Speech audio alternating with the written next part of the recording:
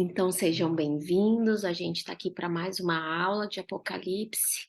Já estamos terminando hoje Apocalipse 16 e vamos tentar conseguir terminar Apocalipse 17 ainda hoje, ok? Estamos avançando aí, né, no livro, finalmente, depois de meses e meses e meses fazendo o livro, estamos a caminho do fim. Vamos então, antes de começar a nossa aula, vamos orar, né? Querido Pai de amor que estás nos céus, muito obrigada, Senhor. Obrigada por este domingo que tu nos destes. Obrigada pelo despertar com vida e com saúde e por estarmos aqui neste momento para estudar a tua palavra. Obrigada pela liberdade que temos de fazer isso. E obrigada também porque o teu Santo Espírito está conosco e nos dá sabedoria e entendimento para decifrarmos essas profecias. Agradecemos, Senhor, então, a tua presença, em nome de Jesus. Amém. Então vamos lá, gente. No domingo passado, nós fizemos, então, Apocalipse 15, é uma introdução, né, às pragas. Apocalipse 15 apresenta os anjos, que vão ser aqueles que vão derramar os flagelos, mas ele apresenta também o grupo de salvos cantando antes que os flagelos realmente caiam e sejam executados, e isso é emblemático, né? Vamos lembrar que a adoração ao Deus verdadeiro, ela é a pedra de toque do fim, né, deste mundo. As pessoas vão ser separadas em dois grandes grupos: aqueles que adoram o Deus Criador de todas as coisas e aqueles que adoram a besta e a sua imagem, e a gente vai perceber que essas pessoas vão estar fazendo parte hoje de um grande sistema religioso, né, que se opõe a Deus, ok? Por mais contraditório que possa ser, né? Sistema religioso, porque religião vem do grego religare, ou do latim. Vixe, vou ter que descobrir. Bom, vem da palavra religare, que quer dizer estabelecer conexão entre o ser humano e Deus. E nós temos o sistema religioso do tempo do fim, ele na verdade se opõe a Deus. Então, realmente é algo extremamente contraditório. Aí nós vimos a primeira, segunda, terceira, quarta e quinta praga. São pragas que caem, né, nas águas, caem sobre os homens, feridas, é, o sol se aquecendo, a água se transformando em sangue, e aí nós vimos a praga, a sexta praga, que é uma praga emblemática, que é o secamento do Eufrates. E o secamento do Eufrates, nós já entendemos que o Eufrates representam as águas, os povos que dão suporte para a Babilônia do tempo do fim. Eles retiram essa esse apoio que dá vida para a Babilônia, e aí Babilônia fica completamente desamparada e a vergonha dela é exposta. Só que aí a besta, o falso profeta e o dragão, eles soltam aquele grande último engano que são semelhantes às três rãs, né? Que a gente explicou que isso tem uma semelhança lá com os magos do Egito, que foi o último engano que eles conseguiram fazer imitando Deus, e aí a gente não sabe, a gente sabe que esse engano, né, vão ser doutrinas aí que vão promover engano, né, de grandes multidões, e aí eles arregimentam, então, todos os inimigos de Deus para a batalha num local chamado Armagedon, que nós já entendemos que é uma batalha que vai ser espiritual, né, uma batalha espiritual, uma batalha de ideias, é, do bem contra o mal, ok? E aí ficou faltando nós vermos a nossa a sétima praga. E aí nós vamos ler o texto agora, tá? E não tá aparecendo. Só um minuto, gente. Eu coloquei a coisa errada. Pronto, agora tá aparecendo o que eu queria. Então, aqui a 7ª praga. Então, nós vamos ler Apocalipse 16 e nós vamos ler do verso 17 até o 21. Vamos ler então do que fala essa 7ª praga. Diz assim, olha: então derramou o 7º anjo a sua taça pelo ar e saiu grande voz do santuário do lado do trono, dizendo: feito está. E sobrevieram relâmpagos, vozes e trovões, e ocorreu grande terremoto, como nunca houve igual desde que há gente sobre a terra. Tal foi o terremoto forte e grande. E a grande cidade se dividiu em 3 partes, e caíram as cidades das nações. E lembrou-se Deus da grande Babilônia para dar-lhe o cálice do vinho do furor da sua ira. Todas as ilhas fugiram e os montes não foram achados. Também desabou do céu sobre os homens grande saraivada, com pedras que pesavam cerca de 1 talento, e por causa do flagelo da chuva de pedras, os homens blasfemaram de Deus, porquanto o seu flagelo era sobremodo grande. Então vamos lá. Várias coisas acontecendo numa única praga. Então, assim, não é só uma coisa, e a água se transformou em sangue. Não, são várias coisas acontecendo. Quando essa praga é derramada, né, quando o anjo derrama essa taça na terra, o que que acontece? Se houve uma voz do santuário, e aí vamos lembrar de novo aquilo que a gente já explicou, que aqui no grego é a palavra naos, e aí ela significa a parte mais interior do santuário, ou seja, nós estamos falando daquele cubículo que era um cubo perfeito, que era o local santíssimo.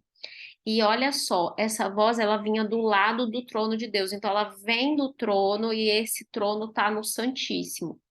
Provavelmente, então, quem exclama feito está é Deus, ok? E aí vamos lembrar de um outro momento onde uma frase parecida com essa foi dita. Vamos lá para João 19, verso 30. João 19, verso 30. E João nos conta assim: quando, pois, Jesus tomou o vinagre, ele disse: está consumado, e inclinando a cabeça, rendeu o espírito. Nós temos 3 está consumado na Bíblia, está feito, feito está. Nós temos esse do momento em que Jesus finalmente expira e morre. Ele diz está consumado, ou seja, a obra que ele veio fazer na terra estava acabado, o sacrifício estava feito, então ele diz está consumado. Nós temos o está consumado de Apocalipse 16, 17, quando o último juízo é derramado sobre a terra. Então, ou seja, Deus, ele já derramou os cálices de sua ira, o cálice de sua ira, né, dividido nessas 7 pragas, e nós temos um último está consumado, que é depois do milênio, que nós só vamos ver lá em Apocalipse 21, ok? Mas são frases extremamente importantes, porque elas indicam que uma parte extremamente significativa do plano da salvação foi finalmente completado, ok? Quando essa voz diz está consumado, acontece um grande terremoto, qual nunca houve na Terra desde que houve nação. E aí esse terremoto aqui não é o mesmo terremoto que abre o 6º selo, né? Então não pode ser o mesmo. Por quê? O terremoto que abre o 6º selo, que a gente entendeu que aconteceu em 1752, lá em Lisboa, né, o grande terremoto de Lisboa, ele é um terremoto que ele marca o início do tempo do fim. E esse terremoto aqui, ele já acontece no fim dos tempos, ok? Porque uma coisa é o início do tempo do fim e outra coisa é o fim dos tempos. Esse terremoto aqui, ele acontece, e eu, inclusive, trouxe aqui algumas passagens para vocês para mostrar que ele faz parte de uma grande entidade de coisas que acontecem no que o Antigo Testamento chama o Dia do Senhor. E esse o Dia do Senhor, gente, ele é com letra maiúscula. Então, nós temos dois o Dia do Senhor na Bíblia. Nós temos o Dia do Senhor, dia escrito com letra minúscula, e se refere ao sábado, e nós temos o dia com letra maiúscula, que se refere ao momento em que Cristo retorna a essa terra e finalmente pune os ímpios pelo que eles fizeram. Então, vamos ver algumas passagens do Antigo Testamento falando sobre esse momento para ver como combina, né, aqui com Apocalipse. Então, Isaías 2, verso 12, primeiro. E vocês vão ver na Bíblia de vocês que ele está sempre com letra maiúscula, tá? Então vamos lá, olha. Porque o dia do Senhor dos Exércitos será contra todo soberbo e altivo e contra todo aquele que se exalta para que seja abatido. Ou seja, aqui já está dizendo que o dia do Senhor é um dia de punição, é um dia de retribuição aos maus, ok? Vamos ver então algumas características desse dia.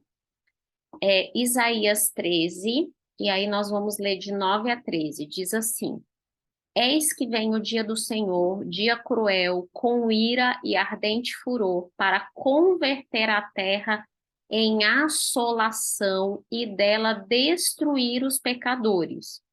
Porque as estrelas e constelações dos céus não darão a sua luz, o sol logo ao nascer se escurecerá, e a lua não fará resplandecer a sua luz. Castigarei o mundo por causa da sua maldade e os perversos por causa da sua iniquidade. Farei cessar a arrogância dos atrevidos e abaterei a soberba dos violentos. Farei que os homens sejam mais escassos do que o ouro puro e mais raros do que o ouro de Ofir. Portanto, farei estremecer os céus e a terra será sacudida do seu lugar. Olha só o terremoto aqui, né, gente? Por causa da ira do Senhor dos Exércitos e por causa do dia do seu ardente furor. Então, aqui a gente vê um pouquinho do que vai ser esse dia, e eu peguei também uma passagem de Sofonias.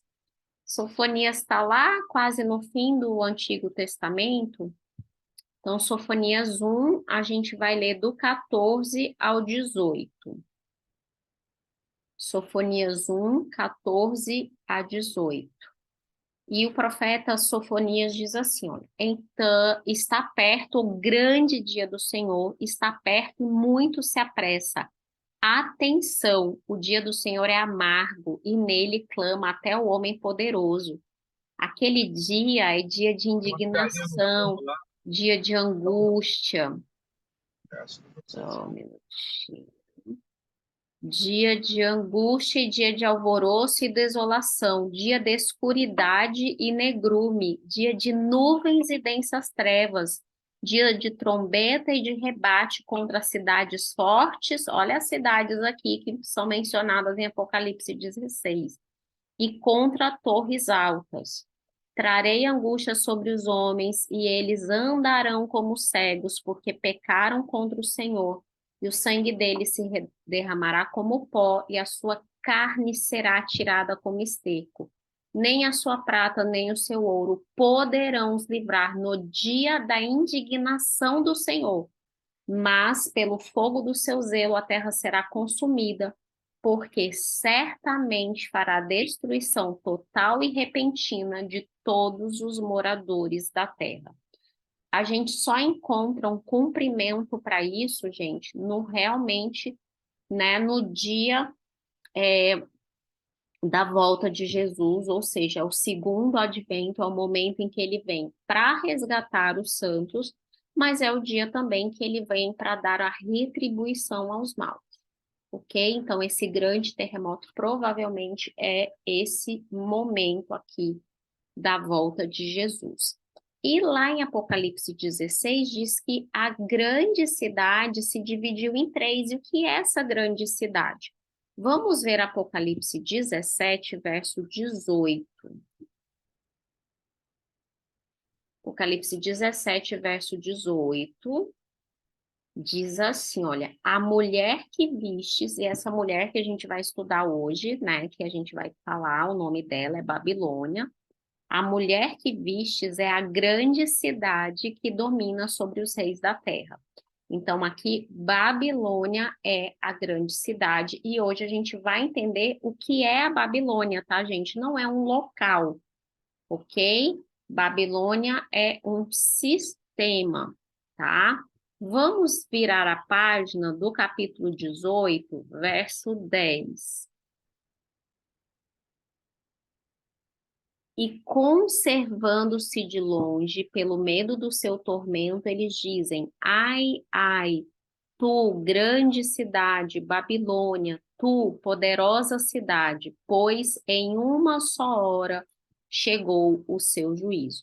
Apocalipse 18, gente, ele é o capítulo que ele mostra realmente o juízo sobre Babilônia. Mas para a gente saber por que que esse juízo vai cair sobre Babilônia, a gente entende no capítulo 17 quem é a Babilônia, ok? Então, a gente está entendendo aqui a sétima praga. Então, na sétima praga eu tenho o está feito, eu tenho um grande terremoto, a grande cidade é dividida em três, ou seja, essa força, essa entidade, né, esse sistema operacional chamado Babilônia, ele se separa, ele se fragmenta, a cidade sai do seu lugar, ok? E aí cai uma saraivada sobre os homens, tá? E essa saraivada, ela tem pedras que pesam cerca de 1 talento. Antes de mais nada, já vou dizer para vocês que 1 talento é uma medida de peso que ela, dependendo da época, que você pega ao longo da história, ela varia entre 25 e 45 quilos. O que que essa informação está dando para a gente?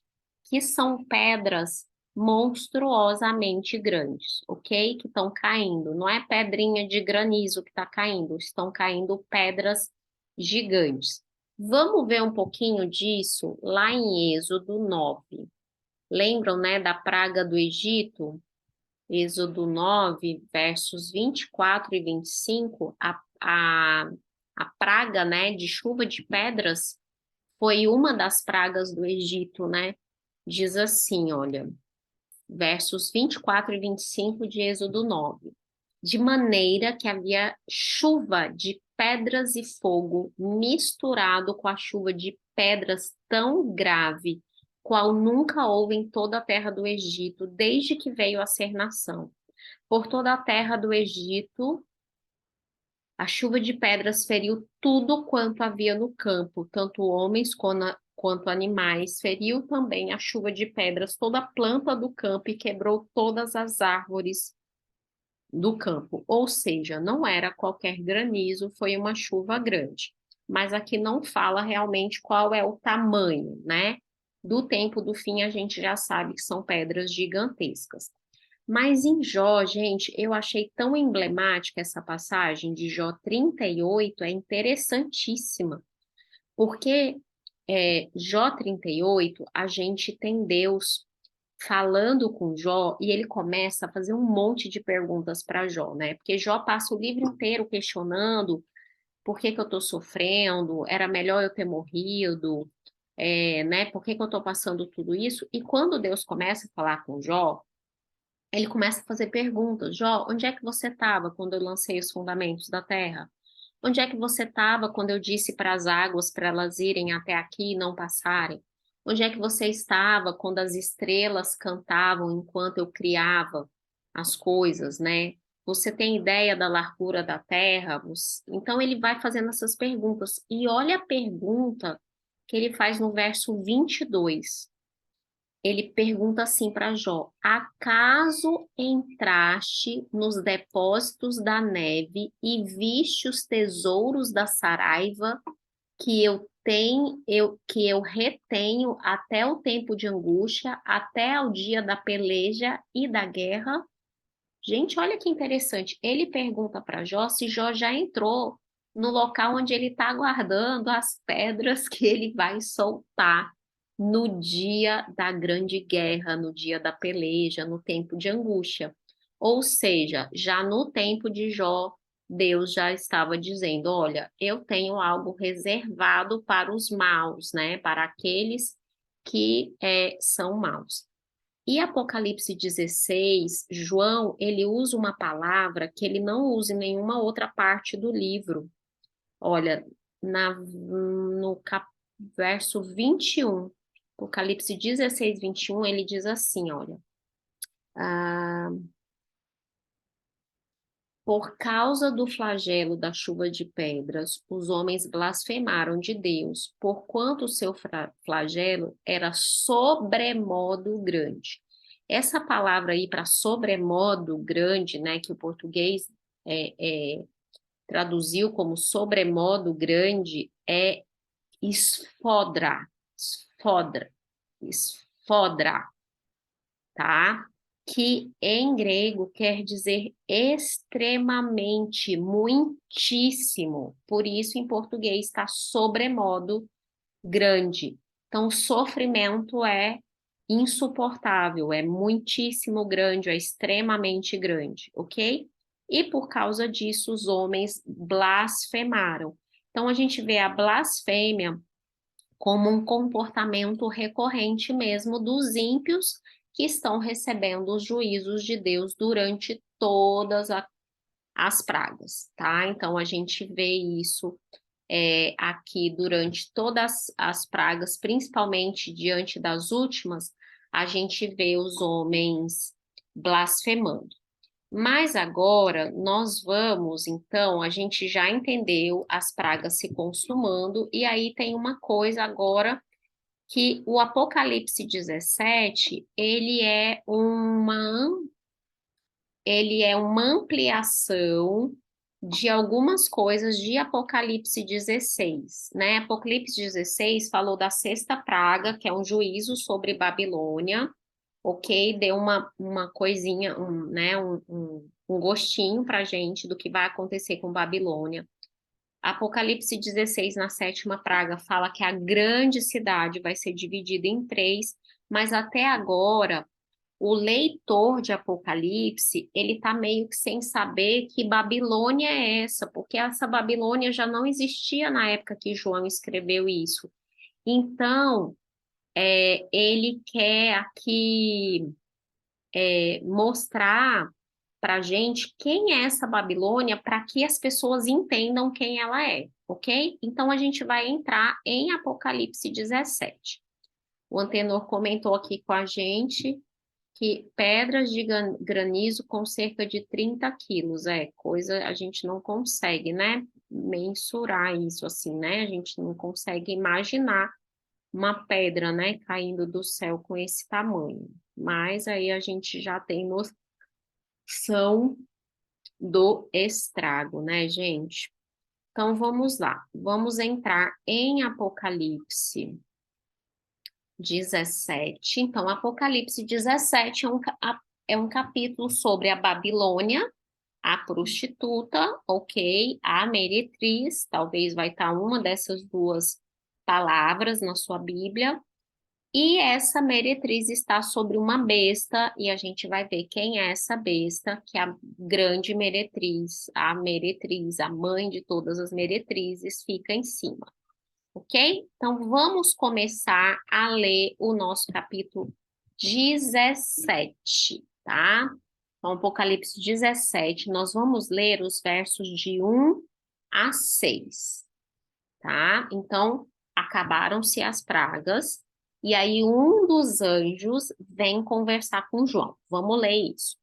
Veio um dos 7 anjos que tem as 7 taças e falou comigo dizendo: Vem, mostrar-te-ei o julgamento da grande meretriz que se acha sentada sobre muitas águas, com quem se prostituíram os reis da terra, e com o vinho de sua devassidão foi que se embebedaram os que habitam na terra. Transportou-me o anjo em espírito a um deserto, e eu vi uma mulher montada numa besta escarlate. Besta repleta de nomes de blasfêmia, com 7 cabeças e 10 chifres. Achava-se a mulher vestida de púrpura e de escarlata, adornada de ouro, pedras preciosas e pérolas. Ela tinha na mão um cálice de ouro transbordante das abominações e com a imundícia da sua prostituição. Na sua fronte se achava escrito um nome, um mistério: Babilônia, a Grande, a mãe das meretrizes e das abominações da terra. Então vi a mulher embriagada com o sangue dos santos e com o sangue das testemunhas de Jesus. E quando a vi, admirei-me com grande espanto. Vamos entender aqui. Então, a primeira coisa que João está falando aqui para gente é que ele está identificando nesses 6 primeiros versículos que a Babilônia é uma meretriz, ela é uma prostituta, ok? Então, vamos dar vazão aqui ao nosso entendimento. Esse capítulo 17, ele vem para ampliar a sexta praga, como eu disse, porque a gente, lá na sexta praga, a gente vê que as águas do Eufrates se secam e deixa a Babilônia desamparada, né? Sem vida, sem sustento. Então, quem é essa Babilônia do tempo do fim, né? E que João vê que ela está sentada sobre muitas águas, está sentada aqui sobre o grande rio Eufrates. Vamos lembrar que Apocalipse sempre faz aquele, aquele sistema de repetição e ampliação, repetição e ampliação. Ele repete a ideia e ele amplia, ele repete a ideia e ele amplia. E aqui ele está ampliando para a gente, tentando explicar quem é Babilônia. Nós já lemos na aula passada que as muitas águas, lá no verso 15 de Apocalipse 17, olha, as muitas águas que vistes, onde a meretriz está assentada, são povos, multidões, nações e línguas. Então, nós já entendemos na aula passada que essas águas são poderes políticos que governam o mundo e que colocaram a sua autoridade a serviço de um sistema religioso, ok? A gente já viu isso. Então, mas a gente vai entender isso muito melhor hoje, porque vamos lembrar que a gente está trabalhando com repetição e ampliação. É interessante que no capítulo 17, essa meretriz, ela é descrita por João como estando assentada sobre 3 coisas. No verso 1, ela está assentada sobre águas. No verso 3, que a gente já leu, ela está sentada sobre uma besta escarlate. E no verso 9, olha assim, olha aqui está o sentido que tem sabedoria. As 7 cabeças são 7 montes nos quais a mulher está sentada, e são também 7 reis. No verso 9, ela está sentada sobre 7 montes. Então, veja bem, a mulher está sentada sobre águas, uma besta e 7 montes, ou 7 reis, ou 7 cabeças. Gente, é tudo a mesma coisa. João está dando elementos para a gente descobrir. Como assim? Águas, reis, uma besta, o que é isso? Outra coisa, aqui em Apocalipse 17, aparece de novo o recurso literário que João usa em alguns capítulos, que ele primeiro ouve e depois ele vê. O anjo falou assim: Vem, mostrar-te-ei a besta que está sentada sobre muitas águas. Então, João faz aquela mentalização de uma, né, mulher meretriz sobre águas. Só que no verso 3, transportou-me o anjo e eu vi. Quando ele vê, a besta está a besta já, a mulher está sentada sobre a besta, ok? Então é aquele recurso do ouvir e depois ver. Vamos lembrar, isso aconteceu, por exemplo, em Apocalipse 5. João fala que o leão da tribo de Judá é digno de abrir os selos. Ele ouve isso. Quando ele vê um cordeiro como tendo sido morto. Ou seja, são a mesma pessoa. É Jesus, o leão da tribo de Judá. É o cordeiro que foi morto e que é digno de desatar os selos do livro. E aqui ele está vendo essa mulher, primeiro sentado, vendo não, ouvindo sobre águas e depois ele vê sobre besta. Então, é a mesma coisa, ele só está me dando elementos para nós descobrirmos quem é, né? Quem dá o suporte para essa meretriz, ok? E ele fala para a gente que essa meretriz, ela ela é uma prostituta. Vamos ver que ela embriagou. Cadê? Tá aqui, verso 2. É uma meretriz com quem se prostituíram os reis da terra com o vinho da sua devassidão. Então, o que que é prostituição em linguagem profética? Vamos ler Isaías 1, verso 21. Isaías 1, verso 21. Ele está falando sobre Jerusalém e Isaías diz assim: como se fez prostituta a cidade fiel. Ela, que estava cheia de justiça, nela habitava retidão, mas agora homicidas. E aí ele começa a falar dos pecados de Jerusalém. Então, a prostituição na Bíblia é sempre o exercer de uma falsa religião, ok? É o engano das falsas doutrinas, é o acúmulo de pecados, é trocar o certo pelo errado. Isto é prostituição na Bíblia, em linguagem profética, ok? Miqueias 1, verso 7. Miqueias 1, verso 7 diz assim, olha, todas as suas imagens de escultura serão despedaçadas, e todos os salários da sua impureza serão queimados. E de todos os seus ídolos eu farei uma ruína, porque do preço da prostituição você os ajuntou, e a este preço volverão. Você vê que aqui, olha, imagens de escultura, ídolos, aqui é o quê? É a falsa religião sendo propagada, é a verdade sendo prostituída, ok? Então é sempre uma metáfora de uma aliança com nações apóstatas, com o exercer de uma falsa religião. Vamos lembrar do livro inteiro, né, gente, de Oséias. Oséias foi um profeta que Deus chama Oséias e diz assim, Oséias, você vai lá no prostíbulo da cidade e você vai casar com uma prostituta, porque você vai mostrar para todo mundo como é que eu me sinto tendo Jerusalém, tendo o meu povo, Judá, Jerusalém, Israel, como é que eu me sinto com eles me traindo. E Oséias, gente, ele se casa de verdade com essa prostituta, se não me engano, o nome dela é Gomer. E essa prostituta simplesmente ela abandona ele várias vezes. E ela tem filho com outros homens. E Deus fala assim: vai lá, traz ela de volta, pega os filhos dela e põe os filhos dela no seu nome. Porque Deus está dizendo assim: olha, tá vendo o que que eu faço? Vocês me abandonam, vocês vão atrás de outros ídolos, vocês apostatam. O que que é apostasia? É o distanciamento de Deus. Vocês se apostatam e eu vou atrás de vocês, e eu pego vocês e eu cuido de vocês. Então, o livro inteiro de Oséias é uma metáfora ao relacionamento de Deus com o seu povo ingrato, ok?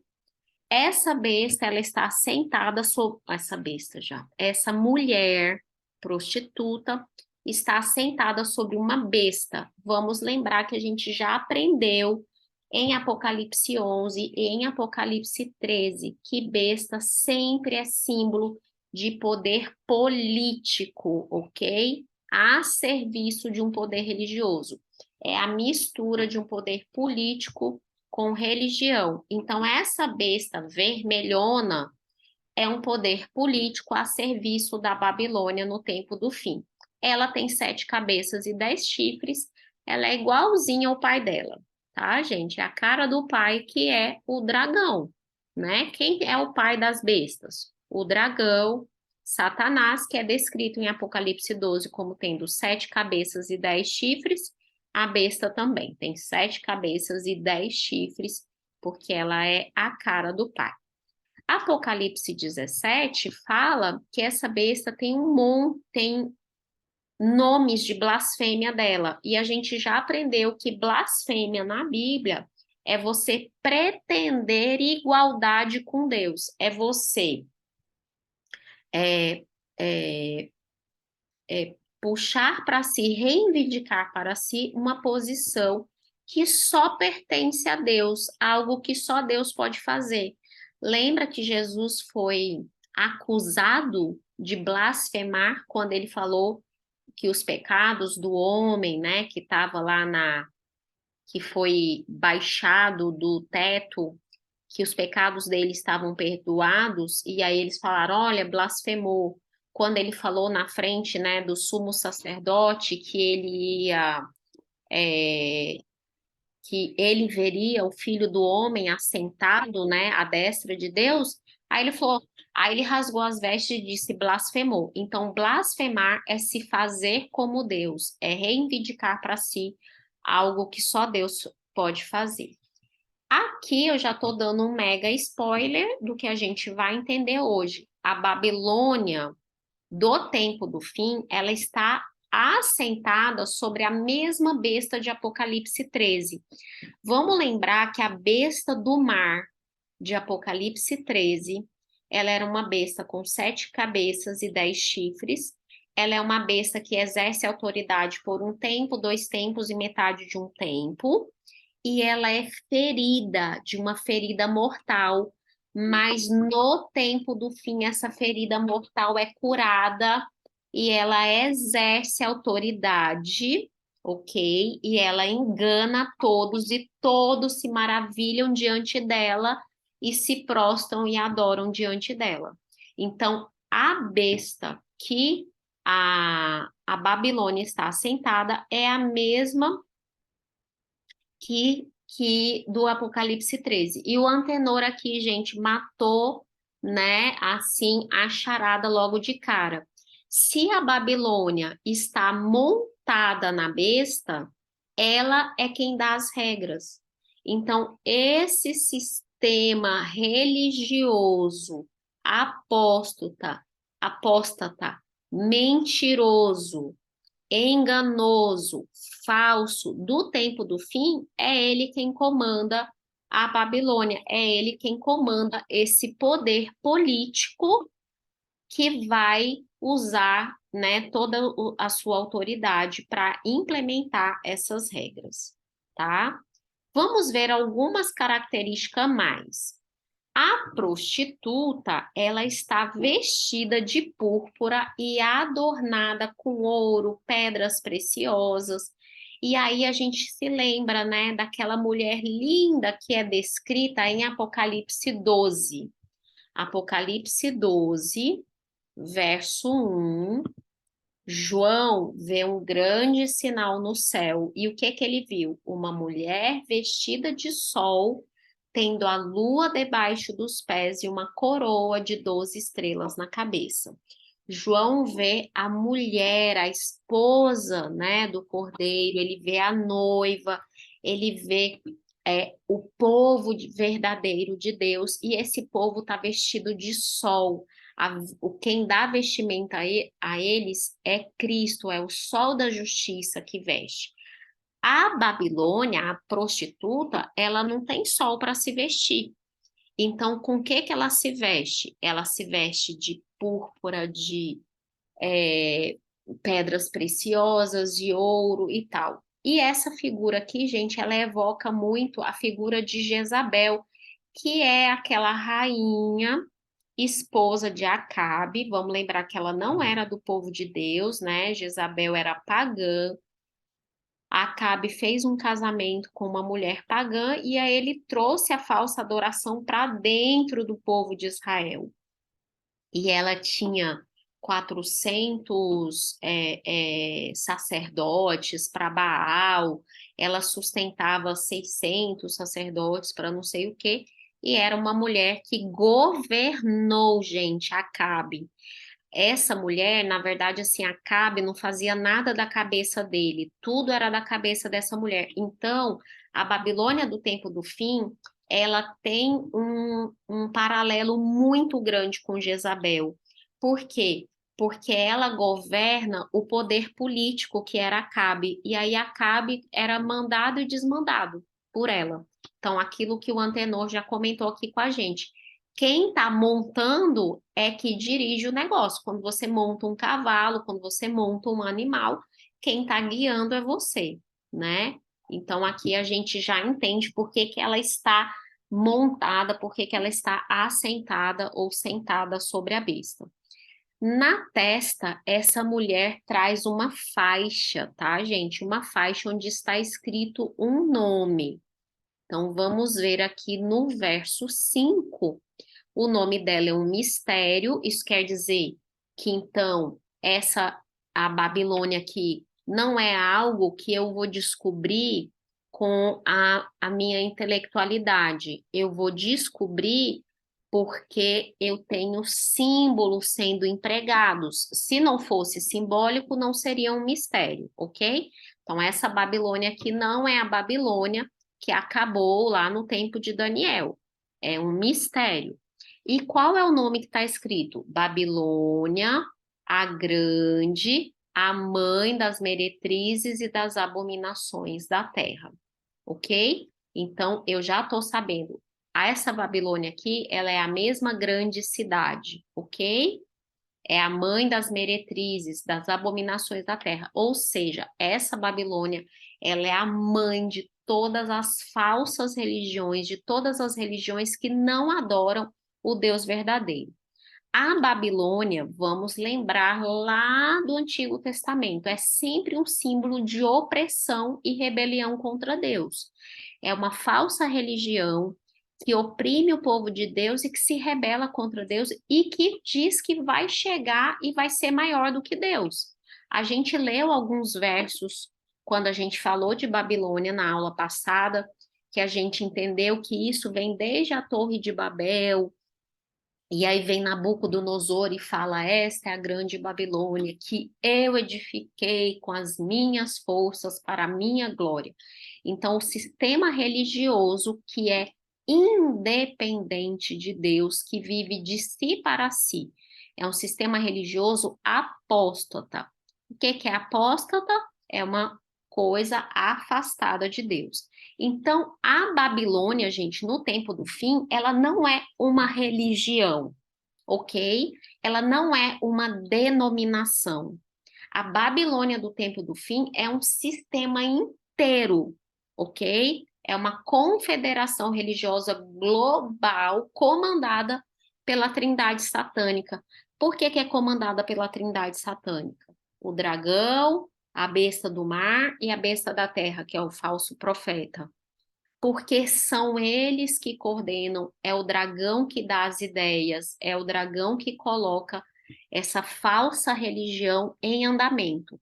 Então, no tempo do fim, nós só teremos dois grupos, ok? Nós teremos os que guardam os mandamentos de Deus e têm o testemunho de Jesus, que está lá em Apocalipse 12, verso 17, que é o remanescente, e o outro grupo é o grupo que faz parte da Babilônia. Então, eu não vou ter um meio termo no tempo do fim. Se eu não adoro o Deus verdadeiro, se eu não guardo os mandamentos de Deus e o testemunho de Jesus no tempo do fim, que não é o que a gente está vivendo agora, a gente ainda tem muitas pessoas ainda praticando uma falsa religião, mas elas são de Deus, e a gente vai ver isso no capítulo 18, tá? Então a gente vai, no tempo do fim, não, no tempo do fim só vai existir dois grupos, ok? Então, já começamos a entender quem é a Babilônia. Um sistema religioso apóstata, né? Uma falsa religião, opressão aos filhos de Deus e rebelião contra Deus. Então, é um sistema religioso rebelde, separado de Deus e que quer praticar uma religião de si para si, completamente separado. Mas é um sistema religioso, então ele fala em nome de Deus, ele parece, tá tudo certo, ele tá falando coisas lindas, ele tá falando de amor, de união, de cuidado do planeta, ele quer que todos se unam embaixo de um único propósito, mas está querendo adoração somente para si. É muito interessante, aqui em Apocalipse 17, quando a gente pega todas as características da mulher que João vai descrevendo, que qualquer pessoa na época de João ia se lembrar do sumo sacerdote. Por quê? Essa mulher, ela tem roupas luxuosas, com pedras preciosas. Inclusive, ela usa algumas cores que era somente o sumo sacerdote podia usar, que é a púrpura, ok? Essa mulher tem na mão uma taça de ouro que também eram usadas nos ofícios do templo, né? Quando existia templo, que vamos lembrar que João está escrevendo isso, gente, lá mais ou menos no ano 93 depois de Cristo, e o templo tinha sido destruído 23, 24 anos antes, ok? Mas as pessoas ainda se lembravam, ok? Assim como eu e você, deixa eu ver se quem tá aqui é tudo. Todo mundo aqui lembra da década de 80, né? Todo mundo aqui lembra da década de 90, não tem ninguém muito novinho. Então a gente se lembra de 20 anos atrás, de 25 anos atrás, com facilidade. E aqui, João, quando ele começa a descrever, as pessoas vão: ah, peraí, essa mulher, ela tá vestida como sumo sacerdote, com coisas que lembram sumo sacerdote, ela tem uma taça na mão. E aí, gente, tem uma coisa que é muito mais forte, porque ela tem algo escrito nela. E o sumo sacerdote trazia uma faixa escrita. Vamos lá em Êxodo, Êxodo 28, vamos ler os versos de 36 a 38.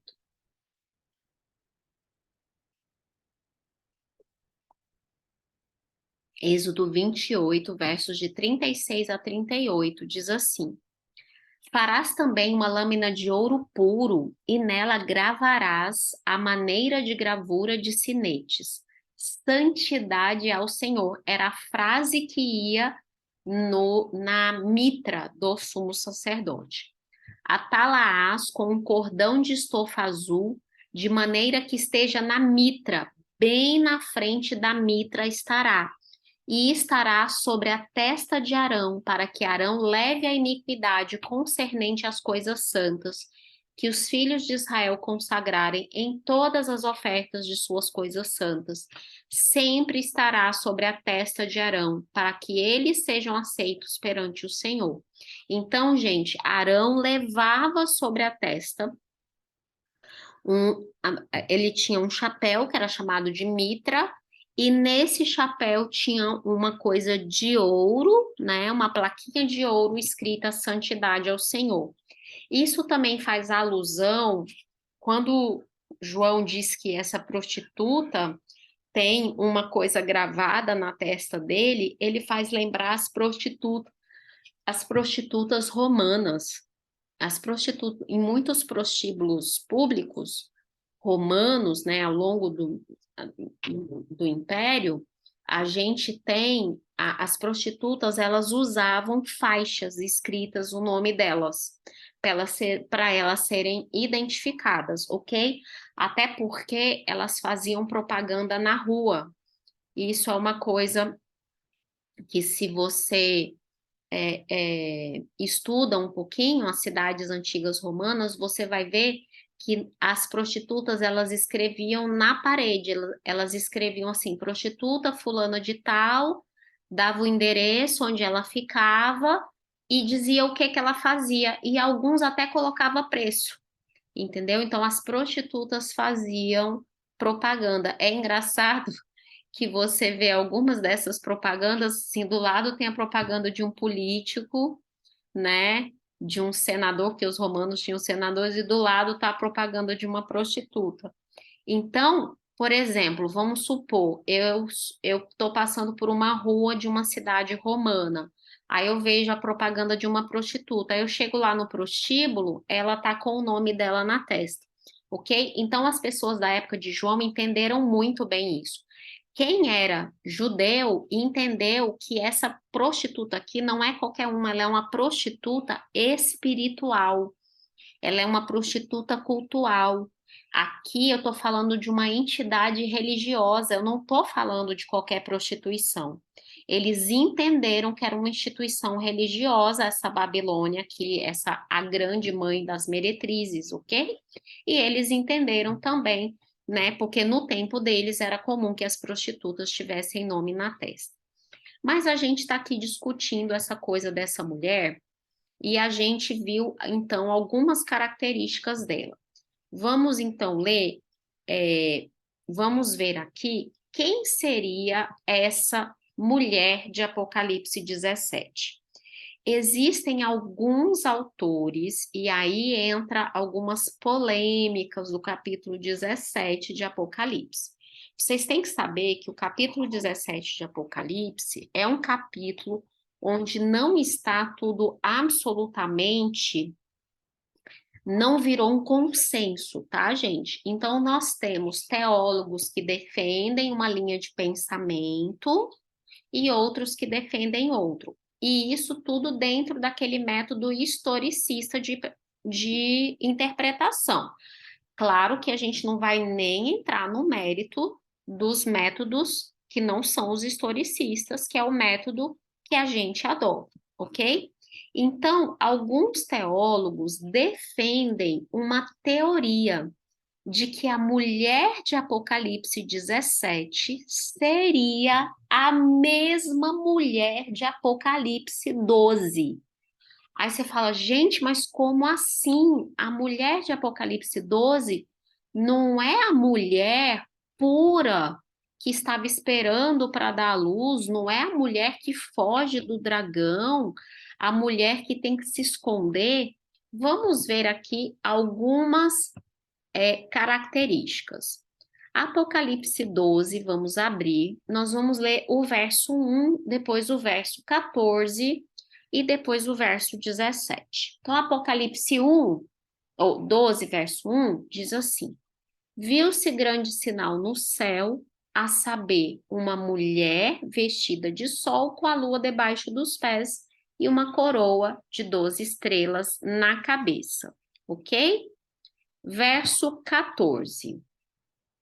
E foram dadas à mulher 2 asas de grande água, para que ela voasse até o deserto, ao seu lugar.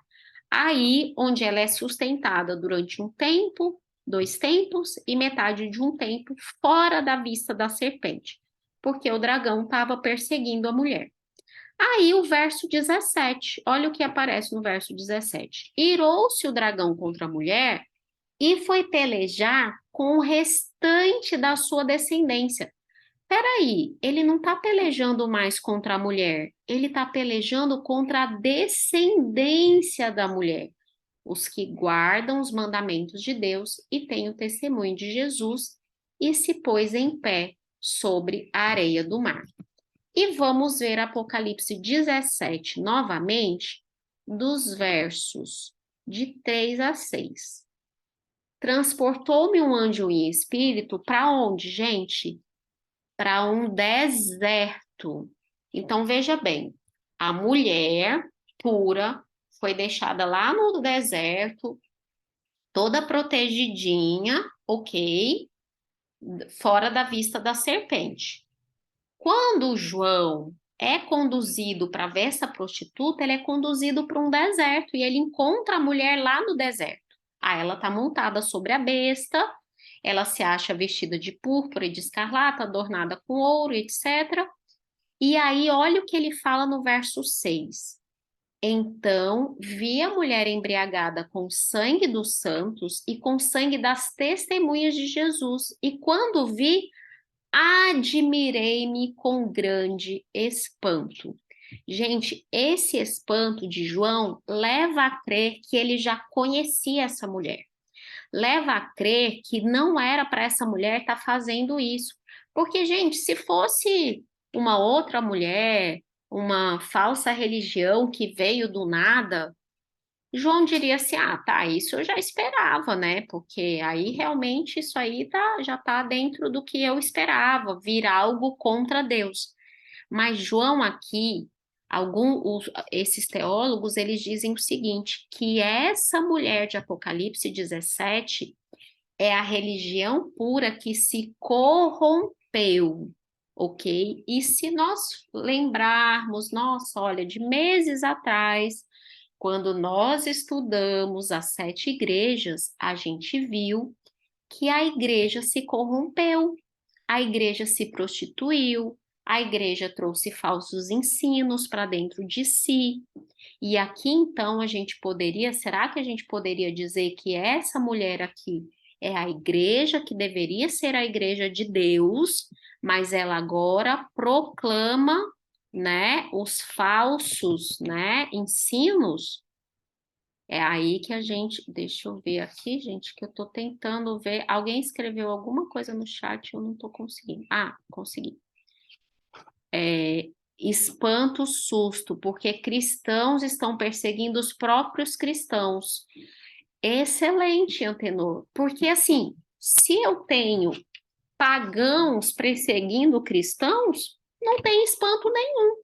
João estava acostumado com isso. Ele era perseguido por Roma, gente. Para que ele ia ficar espantado? João estava acostumado a essa perseguição. Ele estava na ilha de Patmos, né, por causa do testemunho de Jesus.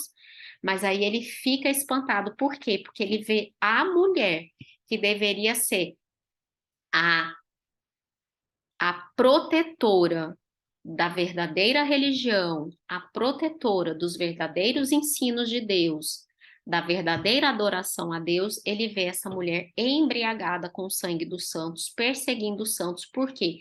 Porque ela se corrompeu com a falsa religião, ela virou uma meretriz. E não seria a primeira vez que o povo de Deus é chamado de meretriz, gente. A gente vê isso no Antigo Testamento. No Antigo Testamento, quantas vezes a gente vê, nós mesmos já lemos, já fizemos a leitura hoje lá de Isaías, né, de Sofonias, de sendo chamado lá o povo de Deus de meretriz. Israel é comparado a meretriz, Judá é comparado a meretriz, Jerusalém é comparado a meretriz. Por quê? Porque abandona a verdadeira religião. Então, não seria a primeira vez que o povo de Deus, aqui aspas, né, gente? Porque esse povo abandonou completamente a Deus, se diz de Deus, mas não é mais de Deus. E esse povo persegue quem? O restante da descendência da mulher. Aquele grupinho que ainda guarda a verdadeira religião, que ainda protege os mandamentos de Deus e o testemunho de Jesus, ok? Eu gosto muito dessa teoria.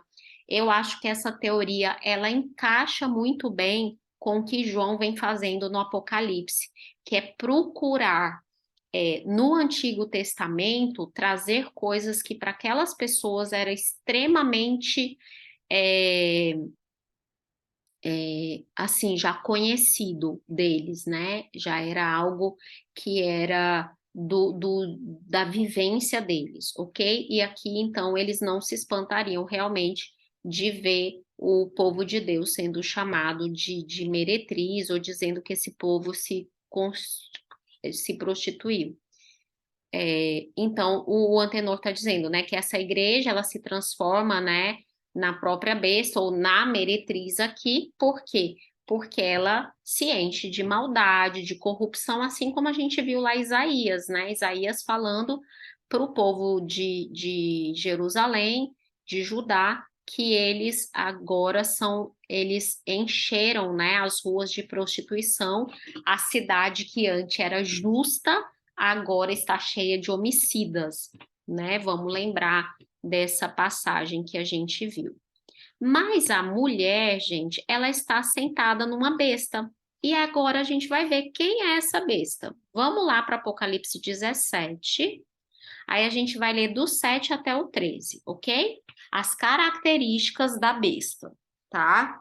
Parece que é tudo a mesma coisa, gente. Chega num momento que você já faz uma confusão de quem é a mulher e de quem é a besta, porque parece que elas são a mesma coisa, mas vocês vão começar a entender. Então vamos lá. Apocalipse 17, a partir do verso 7. O anjo, porém, me disse: Por que estás admirado?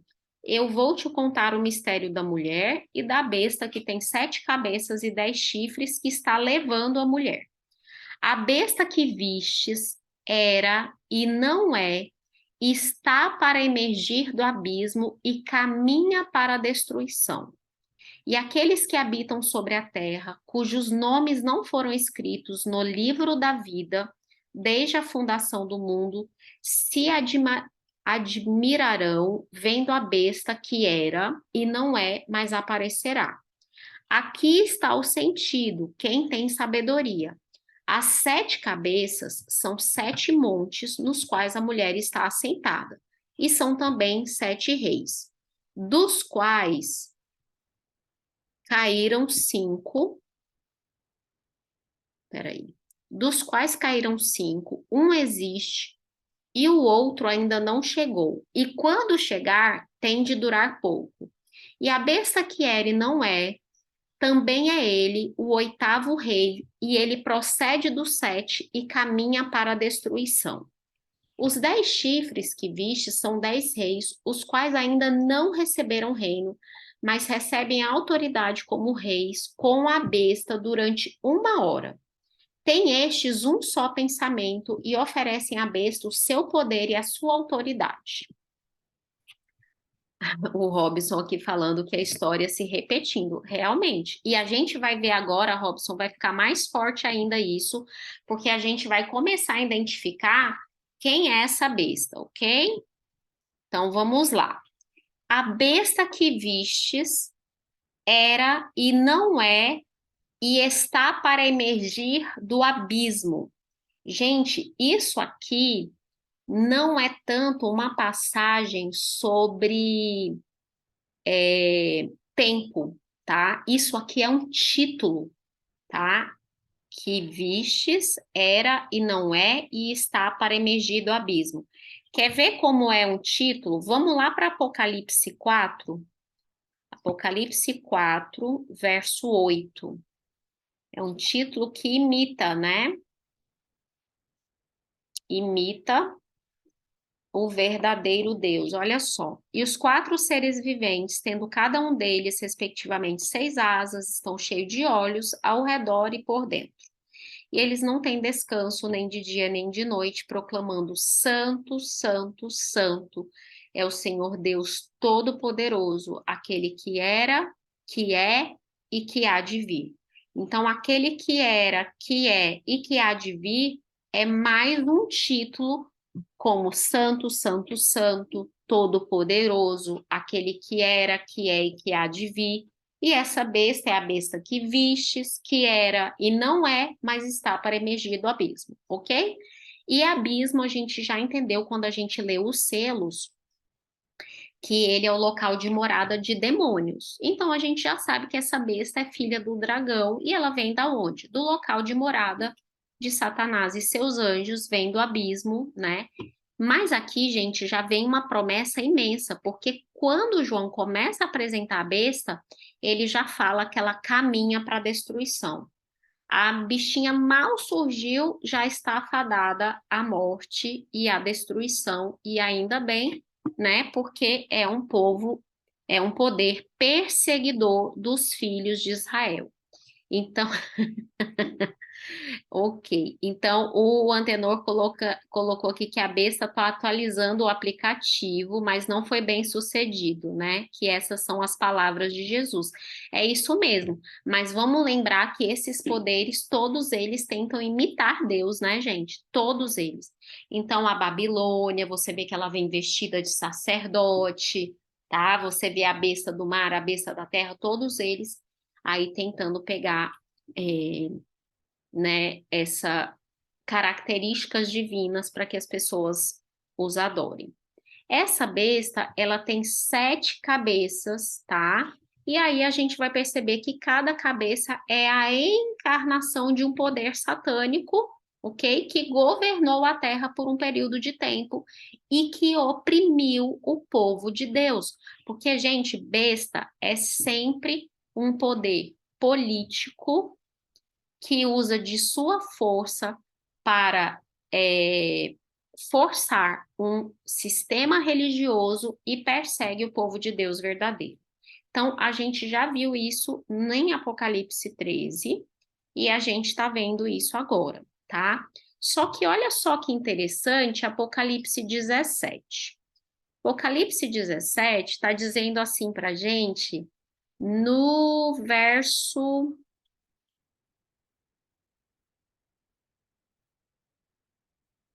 9. As 7 cabeças são 7 montes, nos quais a mulher está assentada, e são também 7 reis. Então, 7 cabeças, 7 montes, 7 reis, gente, é tudo a mesma coisa. Reino, poder político que sustenta a falsa religião e persegue o povo de Deus. Então, veja bem, toda a falsa religião do tempo do fim é a Babilônia. E a besta é o poder político que está sustentando a Babilônia. Entenderam? É o poder político em quem a Babilônia monta para poder fazer o que ela tem que fazer. É ele que dá autoridade a ela, a essa falsa religião. Como é que a falsa religião vai simplesmente, esse conglomerado religioso, vai simplesmente fazer uma lei, né? Aplicar uma lei mundial, né, mudando o dia de guarda, que foi o que a gente estudou em Apocalipse 13. Eles vão ter que ter um poder político dando autoridade a eles, e esse poder político é a besta, tá? E aqui no verso 9 diz assim: aqui está o sentido, quem tem sabedoria. Lembra que a gente viu essa mesma frase lá em Apocalipse 13? Cabelo, gente, desculpa, engoli. Em Apocalipse 13, quem tem sabedoria, calcule o número da besta. Essa sabedoria, quem entende de matemática, de física, de química, não.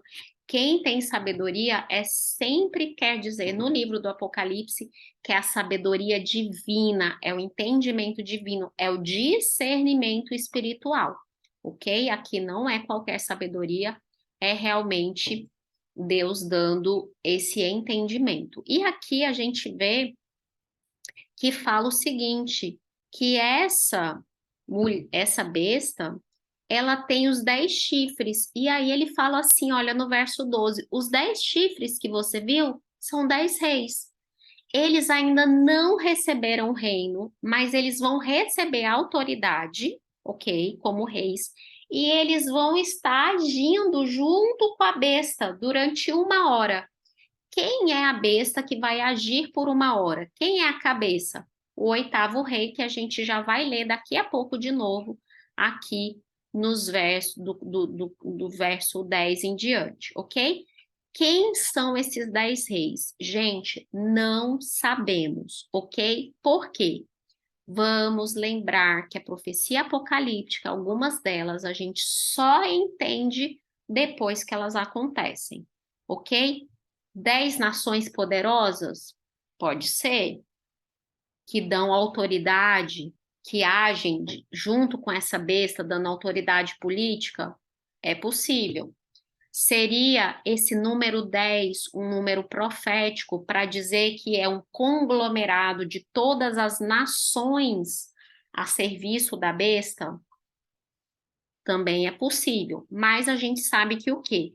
Na época de João, eram reinos, reis que não existiam, recebem autoridade somente no tempo do fim e vão agir, ó, casadinho aqui com a besta. O Antenor está perguntando se seriam os 10 dedos de Daniel.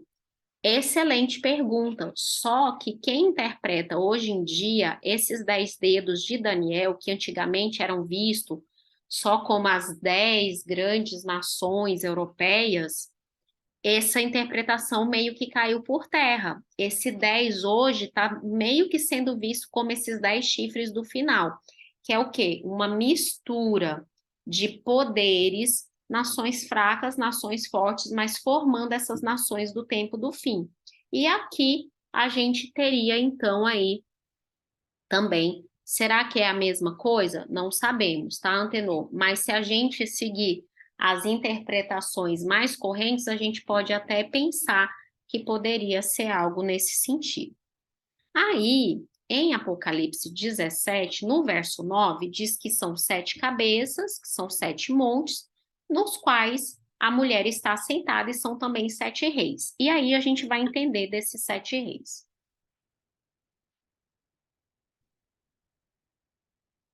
E ele diz assim no verso 10. No verso 10.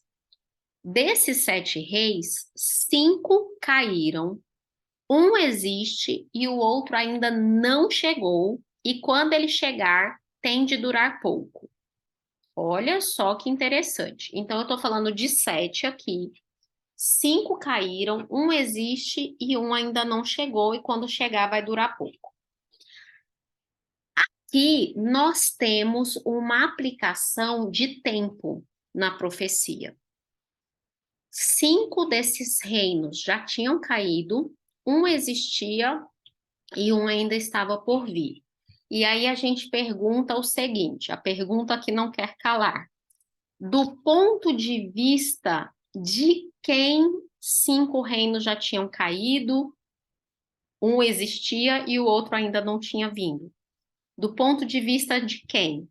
Do leitor do século 21, do leitor do primeiro século depois de Cristo, do ponto de vista de João, de alguém que viveu na Idade Média ou de alguém que vai viver, sei lá, daqui a 5 anos. Então, a gente tem que pensar muito bem. E se a gente for pensar, aqui só tem uma maneira da gente descobrir realmente quem são eles. É se a gente usar o tempo da época de João, né? João, o profeta, ok? Porque quando Deus dá a profecia de tempo, ele dá do ponto de vista do profeta que está recebendo a profecia. Então, João é avisado o seguinte: esses reis, 5 caíram. Um existe e um ainda não chegou. E quando ele chegar, ele tem de durar pouco, ok? O Antenor que está dizendo que ele lembra, né, que sempre começa no profeta. É isso mesmo, Antenor. Porque é o seguinte, gente, se a gente não começar no profeta, o que que vai acontecer? Cada época da Bíblia, desculpa, cada época da história vai ter uma interpretação diferente. E é por isso que esses 7 reis hoje têm tanta interpretação diferente. Tem gente que interpreta como sendo 7 papas. A partir de quando, gente? Aí tem gente, esses 7 papas é a partir do Concílio de Latrão, que transformou o Vaticano numa cidade-estado, né? Num país com autoridade política e etc. Sim, só que já se passaram, entendeu? Já se passaram, então, e aí o pessoal está tentando encaixar a profecia, porque cada papa que morre surge outro, o povo fala, ixi, peraí, vamos refazer a conta. Vamos ver quem eram os 5. Aí tira o fulano de tal, porque governou muito pouco, entendeu?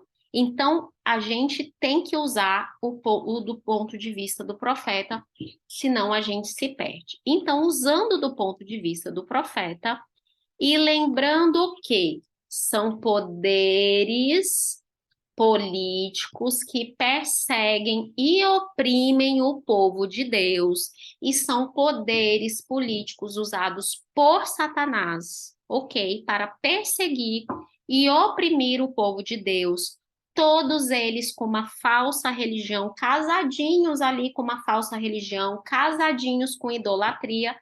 O que a gente teria? 5 caíram. No tempo de João, quais tinham sido os grandes impérios que tinham dominado sobre o povo de Deus e que já tinham caído? Egito dominou ou não dominou sobre o povo de Deus? Dominou. O povo de Deus foi escravo, os israelitas foram escravos no Egito, né, durante algumas centenas de anos, ok? E aí precisou Deus mandar um libertador para libertar o seu povo de lá, ok? A Síria, um grande império mundial, dominou o povo de Deus a ponto de ter destruído todo o reino de Israel e desbaratado as 10 tribos do norte, gente. É por causa da Assíria que hoje você não vai encontrar ninguém da tribo de Simeão, da tribo de Ruben, ok? Da tribo de Naftali, ok? Por quê? Porque essas 10 tribos elas foram completamente desbaratadas pela Síria. Aí, o terceiro império seria Babilônia, ok? Babilônia, que obviamente invadiu o reino de Judá, levou o povo de Deus cativo por 70 anos, e aí vem o Império Medo-Persa, e aí você diz assim, mas Ellen, o Império Medo-Persa não fez nada de mal para o povo de Deus. Fez, gente, vamos lembrar do livro de Esther, que no livro de Esther nós temos uma história de como quase o povo de Deus que ainda morava nessa parte do império foi todo massacrado, ok? Então, Medo-Pérsia, e aí a gente tem Grécia, né? Um exemplo muito forte de como Grécia dominou sobre o povo de Deus é a invasão de Antíoco Epifânio a Jerusalém, quando ele profanou o templo e durante 3 anos e alguma coisa, 3 anos e 10 dias, se não me engano. Os 3 anos e 150, 3 anos e 10 dias. Ele ficou ali profanando o templo e impedindo que eles oferecessem sacrifícios, e isso foi antes do Império Romano.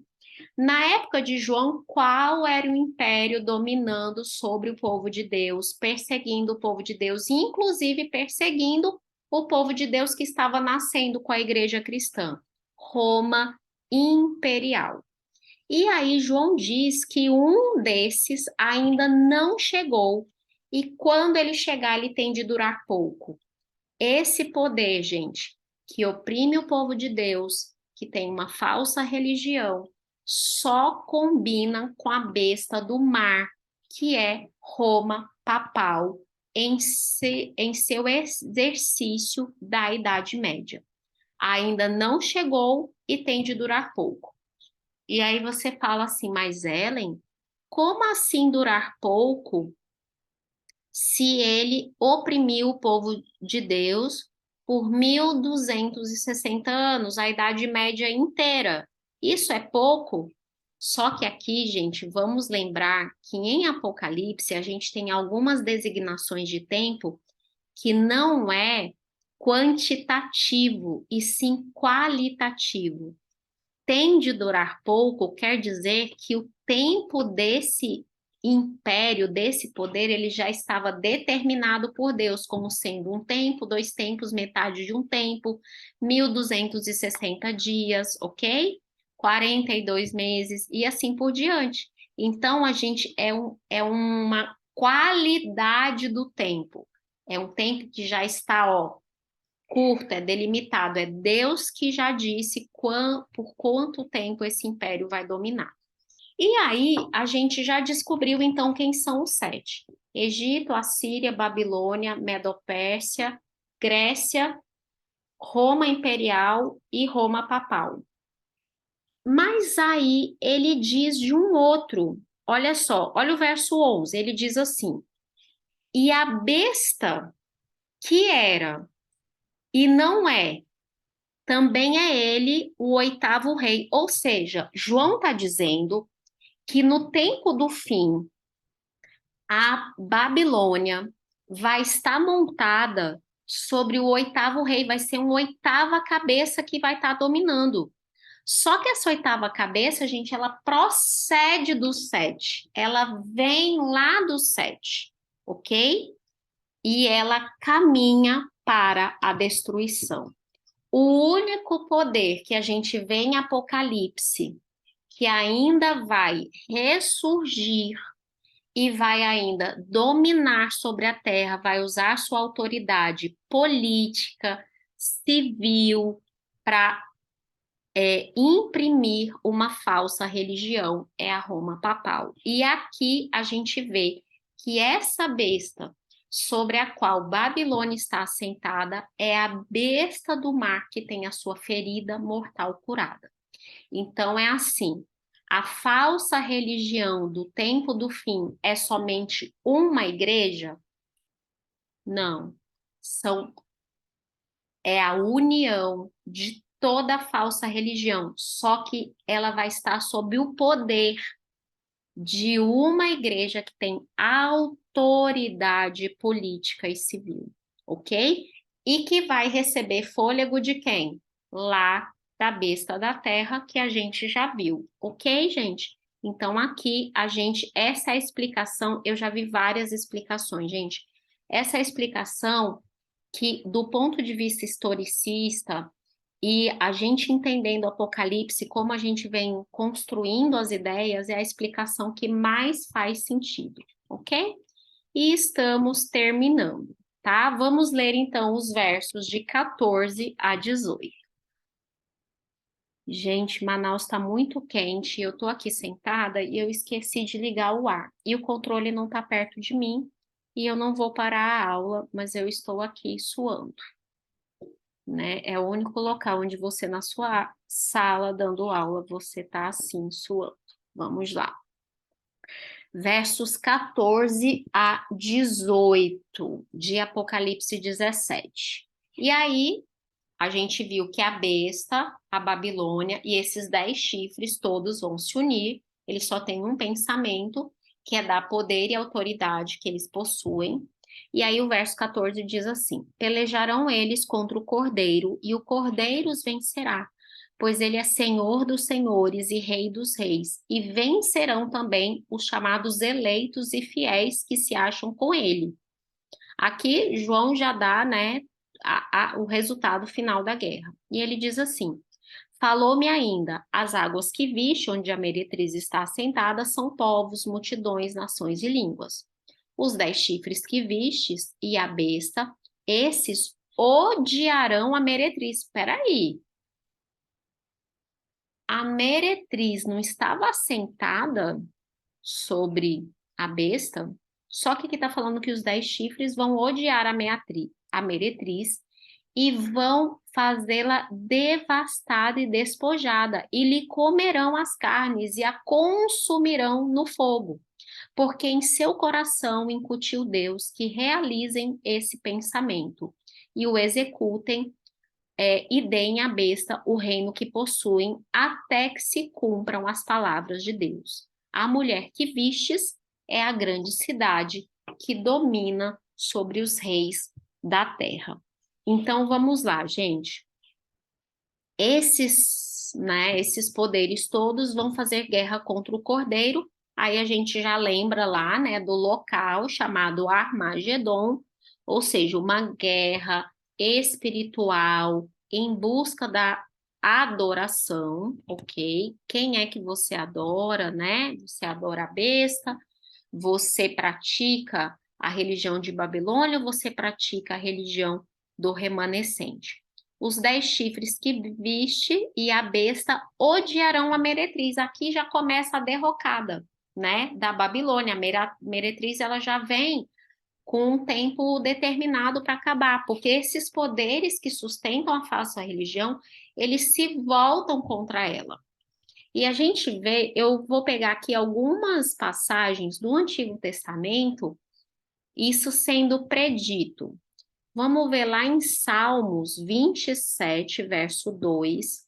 Nesse salmo,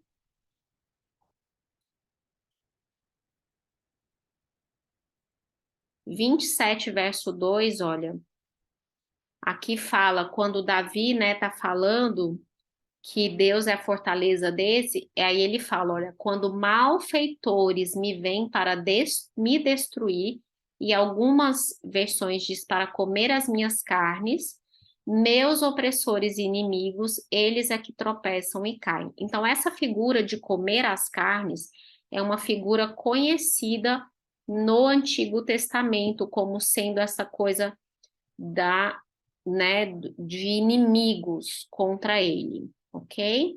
Olha Miqueias 3, verso 2 e 3. Miqueias 3, verso 2 e 3 diz assim: os que aborreceis o bem e amais o mal, e deles arrancais a pele e a carne de cima dos seus ossos, que comei a carne do meu povo, e lhe arrancais a pele, e lhe esmiuçai os ossos, e os repartis como para uma panela e como carne no meio do caldeirão. Aqui está falando, né, o que os falsos profetas faziam com o povo de Israel, que comem a carne do povo. Então, aqui está dizendo mais uma figura de linguagem, né, para falar como essa besta vai ser destruída. Vamos ler Ezequiel 16, verso 37 a 41. O poder da meretriz em mentir é muito bem lembrado. Lembrado um terço dos anjos, né? Que são enganados no céu. A meretriz também vai enganar reis do mundo. Muito bem lembrado, Antenor. Vamos ver mais uma vez aqui uma prostituta, olha, sendo destruída pelos próprios amantes. Ezequiel 16, verso 37 até o 41 diz assim: eis que ajuntarei todos os teus amantes com os quais te deleitaste, como também todos os que amastes, como todos os que aborrecestes, ajuntá-lo-eis de todas as partes contra ti, e descobrirei as tuas vergonhas diante deles, para que todos as vejam. Julgar-te-ei como são julgadas as adúlteras e as sanguinárias, e te farei vítima do furor e do ciúme. Entregar-te-ei nas suas mãos, e derribarão o teu prostíbulo de culto e os teus elevados altares. Despir-te-ão de todos os teus vestidos, tomarão as tuas finas joias e te deixarão nua e descoberta. Olha como isso aqui se parece, né, com Apocalipse 17. E o verso 40 diz assim: farão subir contra ti uma multidão, apedrejar-te-ão, te traspassarão com as suas espadas, queimarão as suas casas e executarão juízos contra ti à vista de muitas mulheres, e farei cessar o teu meretrício e já não darás paga. Então, gente, não é a primeira vez que Deus diz que uma meretriz vai ser destruída pelos próprios amantes dela, né? Quando Deus fala que o povo de Israel, o povo de Jerusalém, de Judá, tinha se prostituído, ele sempre compara e ele fala que os próprios povos com quem ela se prostituiu, esses falsos deuses, eles mesmos seriam a ruína dessa meretriz. E aqui em Apocalipse 17 a gente começa a ver isso acontecendo e a gente vai ver isso bem detalhado no capítulo 18, porque o capítulo 17 é a introdução do 18. Eu descubro quem é a meretriz, eu descubro sobre quem ela está apoiada, e no 18 eu vejo o julgamento da meretriz, eu vejo o juízo sobre a meretriz. Aqui e em Ezequiel, a gente viu que os amantes vão matar essa prostituta apedrejada. Isso é muito emblemático, porque lá em Apocalipse 17, está dizendo que essa prostituta não vai ser apedrejada. Olha o verso 16, diz assim, olha, e lhe comerão as carnes e a consumirão no fogo. Gente,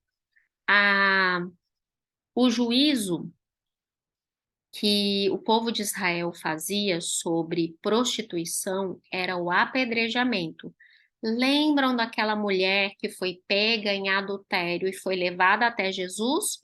O que os sacerdotes, né, os fariseus que pegaram a mulher, o que eles perguntaram para Jesus?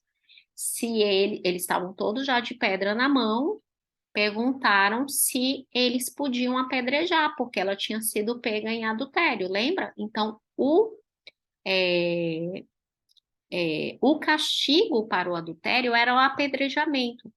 Por que que a mulher prostituta de Apocalipse 17, ela não é apedrejada? Vamos ler Levítico 21, verso 9. Levítico 21, verso 9. Diz assim, olha: se a filha de um sacerdote se desonra, prostituindo-se e profana a seu pai, ela será queimada. Olha só que interessante.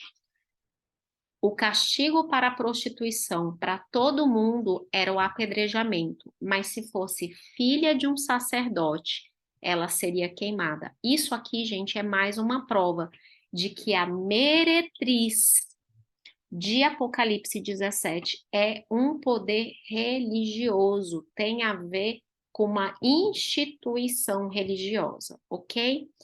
E eu queria terminar com vocês lendo Apocalipse 17, o verso 17.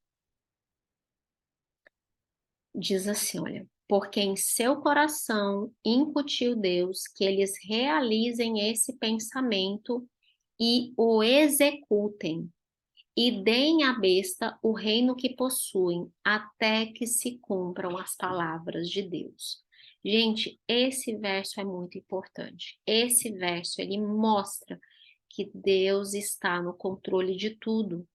Parece que não tem controle, parece que esses povos só oprimem o povo de Deus e todos eles estão saindo aí como se nada tivesse acontecido. Essa meretriz está embriagada com o sangue dos santos, está perseguindo os que guardam os mandamentos de Deus e tem o testemunho de Jesus e parece que não vai acontecer nada. Mas o verso 17 diz o seguinte: que a execução, né, esse ódio que vai vir dos próprios apoiadores sobre a meretriz é algo que vem de Deus. Então, Deus é que vai deixar com que eles deem a ela, a essa meretriz, o seu reino, mas é também Deus que vai fazer com que eles se voltem contra ela, para que se cumpram as palavras. Então, a gente não podia realmente finalizar Apocalipse 17 de outra maneira. As palavras de Deus, elas estão se cumprindo, as palavras de Deus, né, que estão aqui na profecia, elas vão se cumprir, e a gente viu lá no... Ixi, não vou... alguma coisa que a gente estudou recém... sim, a caiu a grande Babilônia, a segunda mensagem angélica, quando eu disse para vocês que esse caiu, é a certeza, né, de Deus, é a certeza de que a profecia de Deus vai se cumprir, e aqui a gente tem mais uma vez isso, porque é a palavra de Deus que vai se cumprir. Então, vamos orar para nós finalizarmos a nossa aula. Vamos lá. Querido Pai de amor que estás nos céus, muito obrigada, Senhor, porque a tua palavra é fiel e verdadeira, e ela realmente irá se cumprir. Eu lhe agradeço, Pai, porque embora esteja predito que uma grande força religiosa irá se unir contra ti, contra os teus filhos no fim dos tempos, a tua própria palavra diz que essa força religiosa, ela já caminha para a destruição, e essa destruição é arquitetada por ti. E se a tua palavra diz, Pai, nós vamos acreditar e nós vamos entender que essa é a verdade. Obrigada, Pai, porque Tu é quem derrama sobre nós o Teu Espírito e nos dá entendimento para entendermos coisas que aparentemente são tão complexas, mas que os Teus servos, os profetas, estão tentando nos revelar. Obrigada por tudo, nos dê uma boa semana em Tua companhia, em nome de Jesus. Amém.